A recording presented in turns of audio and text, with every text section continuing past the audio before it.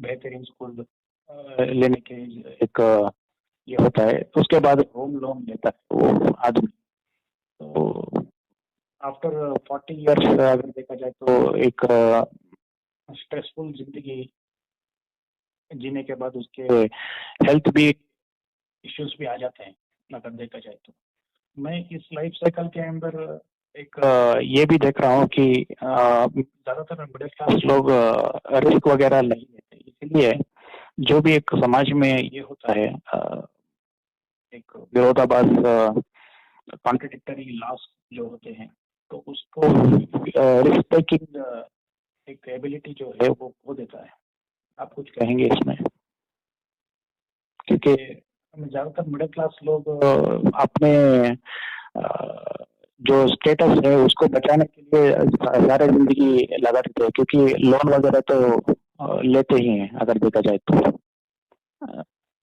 क्या इसमें आप कहेंगे? क्योंकि मिडिल क्लास जिस तरीके से आप भ्रष्टाचार को ये नहीं करता, विरोध नहीं करता। ऐसा है कि क्लास जो है वो फिक्स नहीं है, फिक्स नहीं, मनुष्य का क्लास फिक्स नहीं होता है। अभी वो मिडिल क्लास में है तो ऐसा नहीं है कि मिडिल क्लास वाले सारे मिडिल क्लास में ही रह जाएंगे, क्या रह जाते हैं। अभी आप देखेंगे, जैसे मान लीजिए कि अडानी की ही बात करें तो अडानी कोई बहुत अमीर घर में थोड़ी जन्मा था, लेकिन नीचे से हो गया, ऊपर चला गया। तो वो है, चाहे नहीं, अपवाद नहीं है। जितने भी अमीर लोग हैं उसमें से अधिकतर लोग जो हैं वो इधर से ही गुजर करके गए हैं।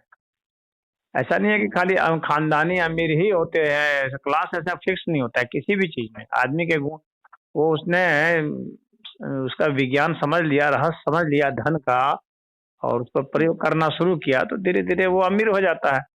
अब हर एक आदमी को अपने जिंदगी की फिलॉसफी खुद तय करनी होती है कि उसको क्या बनना है। उसको उद्योगपति बनना है कि उसको ये सामान्य मिडिल क्लास का ही लाइफ बहुत लोगों को पसंद है, क्योंकि मिडिल क्लास का लाइफ उसको अच्छा लगता है कि यहाँ हर चीज अपना देखता है कि इसमें हम थोड़ा सब चीज हम भोग लेते हैं बिना बहुत अत्यधिक बॉदरेशन के, बहुत बिना अधिक टेंशन के। तो वो उसमें भी खुश है। ऐसा नहीं है कि मिडिल क्लास के लोग खुश नहीं है। ये एक अफवाह फैलाया गया है, वो जो है ऊपर के लोगों का, जो स्वयं ही खुश नहीं है। खुश होने के लिए जो उनको लगातार शराब पीना पड़ रहा है और ड्रग लेना पड़ रहा है, वे स्वयं ही खुश नहीं है। वो धन बटोर लिए हैं, धन बटोरने से थोड़ी खुशी हो जाता है। तो ऐसा नहीं है कि मिडिल क्लास के लोग खुश नहीं है, या ऐसा भी नहीं है कि निम्न वर्ग के लोग खुश नहीं है। सब लोग अपने अपने अपना जो भी है, जहाँ है वहां अपनी खुशी खोज लेता है किसी न किसी प्रकार की। और जो है, और खाली धन से ही क्लास थोड़ी बनता है, इंटेलेक्चुअलिटी से भी क्लास बनता है। कई कई तरह के चीजों से क्लास बनता है, एक ही चीज से क्लास नहीं बनता। शिक्षा से भी क्लास बनता है, आदमी के गुण है कि सेवा कर्म से भी क्लास बनता है। तो बहुत चीज से क्लास बनता है। अगर ये अभी एक गलतफहमी फैला दी गई है, ये जो मार्क्सिस्ट आइडियोलॉजी है ना, उसने ये फैला दिया है खाली बस ये धन होगा उसी से क्लास बनेगा। ऐसा नहीं, क्लास तो कोई चीज में क्लास बन जाएगा। कोई अगर पेंटर लोगों का ही अगर ग्रुप ले लें तो पेंटर लोगों का ही क्लास बन जाएगी, खिलाड़ियों का ग्रुप ले लें तो खिलाड़ियों का क्लास बन जाएगा। क्लास तो, क्लास का मतलब क्या होगा, कैटेगरी हो गई। तो कैटेगरी तो आप किसी चीज को, किसी भी एक गुण को लेकर के, किसी भी एक उपलब्धि को लेकर के आप जो है बना सकते हैं, क्लास उसमें बन जाता है। तो मैं यहाँ पे इसके एग्जांपल क्यों दे रहा हूँ? तो क्लास कोई फिक्स चीज नहीं है। नहीं, मैं इसके क्यों एग्जांपल दे रहा हूँ बाद में आऊंगा। यहाँ पे हमें एक इतिहास के एक पन्ने में जाना पड़ेगा, क्योंकि एक लॉ के अंतर्गत एक बदलाव जो आई है उसको टच करने के लिए थोड़ा बहुत रिकैप करना पड़ेगा। तो मैं 1857 के एक उदाहरण से ही हम स्टार्ट करेंगे।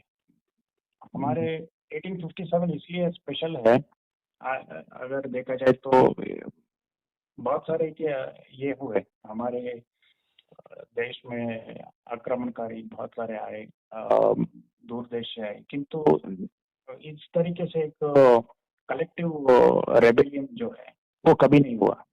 तो इसके अंतर्गत क्या क्या बदलाव आया उसको हमें पहले देखना पड़ेगा। तो 1857 के रेबेलियन में पहली बात तो ये है कि उस रेबेलियन को रेबिलियन तो नहीं कहूँगा, इंडिपेंडेंस ही कहूँगा, क्योंकि प्रयास अगर सफल होता तो भारत इंडिपेंडेंट जरूर होता, तो एक अलग विषय है। तो इसके अंतर्गत एक बदलाव आया। पहली बात तो यह है कि जब अंग्रेजों के साथ ये सिखों ने बहुत बढ़ चढ़ के सपोर्ट किया उस रेबेलियन को स्क्वैश करने के लिए, इंडिपेंडेंस मूवमेंट को स्क्वैश करने के लिए, तो सिखों को एक ये मिला, रिवॉर्ड भी मिला। उनको एक आर्मी में भर्ती करने के लिए बहुत सारे एक प्रावधान मिले। तो दूसरी एक उनको उपलब्धि ये मिली कि बहुत बड़ी एरिया उनको अनडिवाइडेड इंडिया में, जो पंजाब के एक मैप था, वो एक हरियाणा से लेकर पाकिस्तान पूरा एक पंजाब ही कहा जाता था, तो वो एरिया उनको मिला। तो तीसरी एक उपलब्धि ये मिली उनकी, जो कृपान वगैरह वो ले जाते हैं। बाकी हिंदू अगर देखा जाए तो वेपन्स कैरी करने के लिए आपको परमिट लेना पड़ेगा, पर सिखों के लिए एक स्पेशल रिलीजियस फ्रीडम के अंतर्गत उनको एक ये मिला है, उपलब्धि मिला है। तो सिखों को एक बड़ा फायदा होगा। और सिख धर्म में भी अगर देखा जाए तो एक मिकाल से सिख करके एक नया पंथ ढूंढा गया, जहाँ पे कहा जाता है कि नॉर्थ इंडिया में या जो उस जगह पे हर परिवार के पहले बच्चे को सिख बना दिया जाता है। तो एक होमोजेनाइजेशन एक तरीके से हिंदू और सिख धर्म में ज्यादा फर्क नहीं था, क्योंकि परिवार में ही एक सिख बना दिया जाता था। किंतु जब ये रेबेलियन के, ये इंडिपेंडेंस मूवमेंट के बाद मैकाले ने एक नया सिख पंथ को खोज किया, जहाँ पे सनातन धर्म के जो भी लक्षण थे उनको निकाल करके एक खालसा पंथ को उन्होंने स्थापित किया, जहाँ पे आज वर्तमान जगत में आप वर्तमान समय में देखते हैं खालसा खालिस्तान डिमांड करके। तो एक और मैं चीज कहूँगा, यहाँ पे कुछ कहेंगे आप? हाँ, ऐसा है ना कि आपने काफी लंबी बात कह दी। ठीक है। पहले बात देखिए, जो 1857 की बात आपने कहा कि ये जो है ये इंडिपेंडेंस के लिए था। असल में भारत में रिबेलियन तो बहुत पहले से भी होते आए हैं, और अगर ये फ्रीडम का अगर वो कहेंगे तो ये भारत जो है ना एक लूज कॉन्सेप्ट था। भारत जैसा राष्ट्र जो है ना, ये एक बहुत ये सांस्कृतिक राष्ट्र रहा है। राष्ट्र की जो अवधारणा यहाँ थी ना, वो सांस्कृतिक थी, राजनीतिक अवधारणा नहीं थी उतनी भारत की, क्योंकि यहाँ पर गणराज्य भी होते थे, कई कई अलग अलग राजाओं के शासन होते थे जहाँ उनका शासन चलता था। लेकिन उनके शासन की जो आधारशिला थी वो यहाँ की संस्कृति थी, और वहाँ के जो नियम कानून होते थे वो यहाँ के शास्त्र होते थे। तो इसलिए बहुत कुछ मिलता जुलता रहता था। नियम कानून भी करीब करीब एक जैसे ही होते थे। थोड़ा बहुत मान लीजिए टैक्सेशन सिस्टम में, और राजा को कुछ अपनी अलग अलग जगह के राजा के अपनी अपनी अलग अलग थोड़ी बहुत इधर उधर हल्की फुल्की कहानी होती थी, डाइवर्जन थोड़ा बहुत होता था, लेकिन कमोबेश पूरे भारत में एक जैसी ही शासन पद्धति थी। लेकिन पॉलिटिकल बाउंड्रीज जो थे वो भिन्न भिन्न होते थे। तो भारत जो है इस तरह का कॉन्सेप्चुअल वो था सांस्कृतिक। इसलिए जो राजा लोग होते थे वो एकजुट होकर के अंग्रेजों ने एक नई जो चैलेंज वो लाई इन लोगों के सामने में। तो ये एकजुट होकर के उस वक्त 1857 में ये थोड़ा सा विद्रोह किए, क्योंकि बहुत ज्यादा अंग्रेज सताना शुरू कर दिए थे। अगर अंग्रेज नहीं सताते उतना तो मुझे नहीं लगता है कि ये उतने ज्यादा विरोध में आते। और जहां तक सिखों की बात है कि भाई यहाँ पर जितने ग्रुप थे ना, सब उसमें भर्ती थे, उसमें खाली सिखों को दोष देना मैं उचित नहीं समझता। जितने भी ग्रुप थे मिलिट्री में, खाली सिख ही नहीं थे, अंग्रेजों के मिलिट्री में सभी लोग थे, और वही लोग मिल करके यहाँ पर जो है भारत के लोगों को मारते थे, क्योंकि वे जो है उनसे नमक जो है कि हम इसका नमक खा रहे हैं, हम इनकी नौकरी कर रहे हैं, तो उस तरह सा भारत की अवधारणा पर बहुत ज्यादा ठोस अभी वो काम नहीं हो पाया था उस समय। और सिखों को स्वतंत्रता जो थी करे कृपाण ढोने की, तो हिंदुओं भी तो त्रिशूल लेके चलते थे, हिंदुओं को कौन रोकता त्रिशूल नहीं लेके चलने का। नहीं, आप तो पब्लिक प्लेस में नहीं जाते, आप तो वर्तमान समय की बात कर रहा हूँ। नहीं, तो आपने पहले वही बात की ना, तो इसलिए उसी संदर्भ में तो कह रहा हूँ। तो वह आजादी हिंदुओं को भी थी, और हिंदुओं के परिवार से जो है वो वही सिख निकले, हिंदुओं से ही सिख निकले हैं। हाँ, कोई वो अलग वो था नहीं, अलग सिर्फ एक सुरक्षा व्यवस्था के लिए बनाया गया था। हालांकि थोड़ा बहुत कॉन्सेप्ट मान लीजिए कि गुरु गोविंद सिंह ने दिया, गुरु नानक जी ने दिया, जितने भी उनके गुरु आए, अर्जुन देव राय, सब लोगों ने थोड़ा थोड़ा कुछ कुछ ऐड किया उसमें, और कालांतर में वो धीरे धीरे एक ऐसा संप्रदाय बन गया। लेकिन उनका जो ईश्वर का सिद्धांत अगर देखेंगे तो ईश्वर का सिद्धांत क्या है कि वो तो है कि एक नाम ओंकार की तो बात करते हैं वे। तो यहीं से सनातन धर्म से ही निकला है, वो कहीं और से नहीं निकला है। उसको विरोध नहीं कर रहा हूँ, कॉन्सेप्चुअली एक अलग हो गया, क्योंकि आज के सिखों के एक पंथ है जो मूर्ति पूजा को नहीं मानता, तो एक अलग तरीके से मूर्ति पूजा को नहीं मानते, तो बहुत सारे पंथ हैं सनातन धर्म में जो नहीं मानते हैं, निरंकारी भी नहीं मानते हैं, आर्य समाज वाले भी नहीं मानते हैं। मूर्ति पूजा जो है वो अनिवार्य पूजा सनातन धर्म का थोड़ी ना है, किंतु वो एक फ्रीडम है ना, वो अनिवार्य पूजा तो है नहीं। पर हम विरोध नहीं करते ना, जो नहीं करते उनको भी हम ये नहीं करते, उसके ऊपर हमने कोई लांछन लगाया, कोई एक मजबूरी के तरीके से एक नहीं बनाया, एक फ्रीडम तो है हमारे। हाँ, तो वो फ्रीडम है कि भाई कोई माने या ना माने। हाँ, लेकिन मूर्ति पूजा का कोई नहीं मानता है, तो जो मूर्ति पूजा कर रहे हैं उसका विरोध भी नहीं करता है सनातन धर्म में। हाँ, भले अपने से न माने, लेकिन वो विरोध भी नहीं करता, यानी उसकी भी स्वतंत्रता को वह स्वीकार करता है कि भाई हम ये मूर्ति के माध्यम से ध्यान कर रहा है, तुम अपने भीतर ही एक मूर्ति बना के ध्यान कर रहे हो, तुमने शब्दों को ही मूर्ति बना के ध्यान करने का विधान अपना लिया है। तो बात इतनी है, तो जो इतनी समझ रखते हैं वे विरोध नहीं करते हैं, जो समझ नहीं रखते वे विरोध करते हैं। नहीं, ठीक है, मैं इतिहास के एक उदाहरण में ले जाऊंगा। ये सिखों के एक डिफरेंस ये है कि उन्होंने अंग्रेजों के साथ इसलिए किया क्योंकि वो मुगल को वापस नहीं लाना चाहते थे। एक पहलू ये कहते हैं, दूसरी पहलू ये है कि जब एंग्लो सिख वार हुआ तो बहुत जगह एक रेजिमेंट जो आई अंग्रेजों के सपोर्ट के लिए, तो बंगाल से आई, थोड़ा बहुत मराठा एक ये आई, तो एक पूर्वीय एक राजपूत है वहाँ पे ही गढ़वाल वगैरह, वो लोग एक सपोर्ट के लिए आए थे। तो एक पहलू ये भी है क्योंकि वे लोग नाराज हुए क्योंकि दूसरे हिंदू जाके अंग्रेजों के सपोर्ट कर रहे थे, वो एंग्लो सिख वर्ग के मैं बात कर रहा हूँ।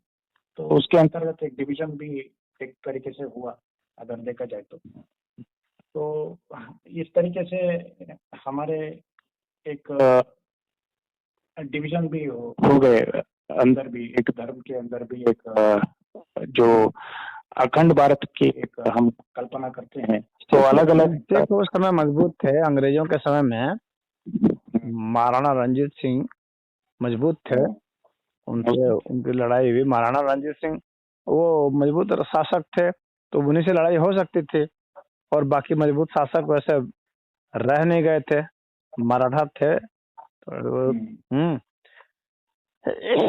तो इसीलिए उनसे लड़ाई हुई। तो मैं मुसलमानों की अब एक एंगल पकड़ के अब आगे जाऊंगा। मुसलमानों के क्या हुआ कि वो लोग 1857 के अंदर जो एक रेबेलियन में बहुत सारे एक नवाबों के एक ये हुआ, तो उसके अंतर्गत बाद में ये इफेक्ट हुआ कि जो आपने सर सैयद की नाम सुना होगा, तो सर सैयद अहमद खान। हाँ, तो वहां से ही एक सर सैयद ने पहली बार एक अलग देश की मांग करने की एक ये चलाई, तो वहां से ही शुरू हुआ और अलीगढ़ मुस्लिम यूनिवर्सिटी में उन्होंने स्थापित किया। तो एक स्टेक होल्डर बनने की एक कोशिश थी सर सैयद की। वहां से एक अलग देश जो एक काफिर के अंदर वे लोग अपने भविष्य को देखना नहीं चाहते थे। एक पहलू ये हुआ। तो इंडिपेंडेंस आते आते चार प्रमुख मैं समझता हूँ एक स्टेक होल्डर बने। जैसे कि मैंने कहा कि मुसलमान तो जिन्ना आने के तक उन्होंने बहुत जिद पकड़ ली टू नेशन थियरी के अंदर। एक और स्टेक होल्डर हम ज्यादातर हम इसको नहीं पहचानते, जैसे कि अम्बेडकर को।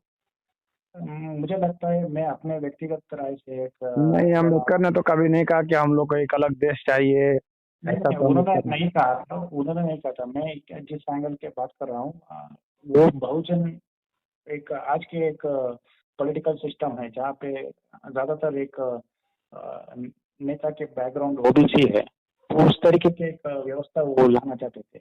एक और किसका क्या फिर से बोलिए? ओबीसी और एक कॉम्बिनेशन है ना, मुस्लिम ओबीसी एक कॉम्बिनेशन, दलित और एक अम्बेडकर एक कॉम्बिनेशन जो वोट बैंक बना है।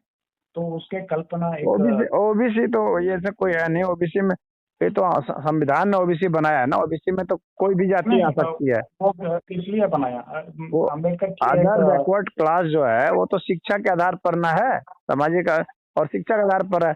अगर आपकी इनकम कुछ बढ़ गई तो आप ओबीसी के लिस्ट से बाहर हो जाएंगे।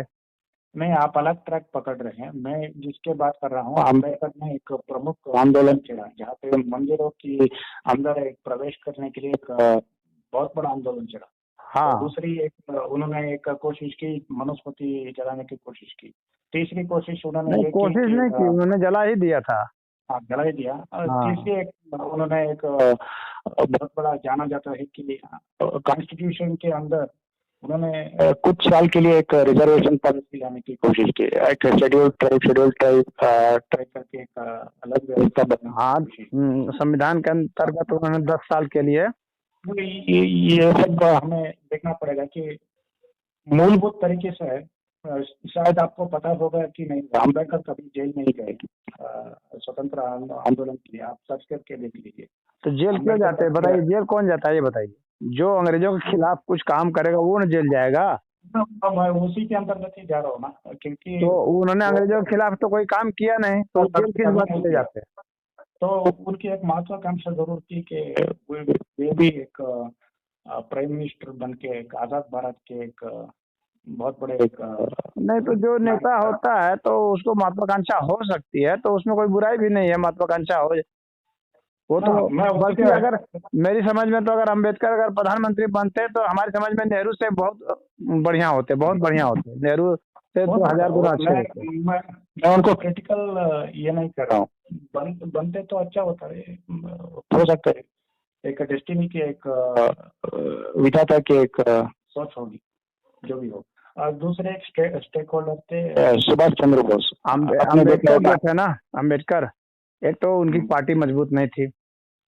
हाँ, अपनी पार्टी भाई, जब आप प्रधानमंत्री बनेंगे तो आपकी पार्टी मजबूत होनी चाहिए ना। आप अच्छे आदमी हो, विद्वान आदमी हो, वो एक अलग मामला है।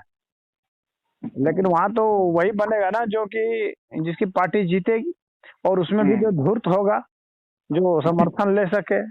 तो इन सब मामले में नेहरू फिट थे। हाँ, जितना इधर उधर कूदा फांदा जा सकता था उसमें सही थे। और अम्बेडकर जो थे वो स्ट्रेट फॉरवर्ड टाइप के थे। अम्बेडकर बहुत अच्छे पॉलिटिशियन नहीं थे। अच्छे आदमी भले थे, पॉलिटिशियन अच्छे नहीं थे। और नेहरू पॉलिटिशियन अच्छे थे, आदमी अच्छे नहीं थे। हाँ, हर पता करना उनका काम था। हाँ, ठीक है। मैं एक और स्टेक होल्डर की बात कर रहा हूँ जहाँ पे ज्यादा चर्चित नहीं होगा। सुभाष चंद्र बोस, वे भी एक इंडिपेंडेंट इंडिया के प्राइम मिनिस्टर बनना चाहते थे। इसीलिए उन्होंने आजाद फौज के एक एस्टेब्लिश की। उन्होंने जापानीज के एक उनका वैसा उद्देश्य नहीं था, उनका इतना छोटा उद्देश्य नहीं था। उनकी मनोदशा जो है ना, मैंने देखा सुभाष बोस की ऐसी मनोदशा नहीं थी कि मुझे प्रधानमंत्री बनना है। उनकी मनोदशा यह जरूर थी कि भारत को आजाद कर देना अंग्रेजों से। उसके बाद क्या, आजाद करने के बाद तो आजाद करने के बाद जिसको भी प्रधानमंत्री, जिसको जनता चुनेगी वो बनेगा प्रधानमंत्री। तब तो वे भी बनेंगे ना, क्योंकि वो उन्होंने ही लिबरेट करने की कोशिश की ना, जो एक हाँ, तो वो बनेंगे तो कोई ना कोई तो बनेगा ही ना भाई। तो कोई बनेगा तो उसमें वे क्यों नहीं हो सकते? उनका योगदान क्या कम था क्या? सुभाष बोस का योगदान कम था कि नहीं हो सकते थे? मैं उनको एक दोष नहीं दे रहा हूं, या उनकी शिक्षा कम थी, या उनका पराक्रम कम था, या उनकी बुद्धि कम थी, क्या उनकी कम थी कि वो नहीं बन सकते? नहीं, मैं उनको दोष नहीं दे रहा हूँ। वो अगर बनना चाहते हैं तो अच्छी बात है। तो मैं अलग अलग, हालांकि उन्होंने ऐसा कभी प्रकट नहीं किया कि मुझे ये बनना है प्रधानमंत्री। नेहरू इस मामले में ये उछल कूद करते थे, पद के लिए नेहरू छटपटाते थे। एक और स्टेक होल्डर थे कम्युनिस्ट। कम्युनिस्टों ने भी बहुत बड़ी एक कोशिश की आजाद भारत के बाद, वो कम्युनिज्म को लाने की कोशिश की। आपको शायद पता होगा कि नहीं होगा, हमारे जो इंडिपेंडेंट मूवमेंट थे, गांधी जी के एक समय के बाद वे एक फॉरेन फंडेड थे। जो भी एक आपने भगत सिंह के नाम सुना होगा, वे भी कम्युनिस्ट थे। लाला लाजपत राय भी कम्युनिस्ट थे। हाँ। तो एक कम्युनिस्टों की भी एक बहुत बड़ी भगत सिंह तो ये उनको इस तरह से वो ये कहना कि कम्युनिस्ट थे, वो कम्युनिस्ट अपने को नहीं कहते थे। भगत सिंह तो अपने को सोशलिस्ट कहते थे। जो भी एक सोशलिस्ट कहते थे भगत सिंह अपने को। और वो कोई पद के लिए ललायित नहीं थे, वो किसी पद के आकांक्षी नहीं थे। पद के आकांक्षी जो है वो चढ़ते नहीं है उसमें।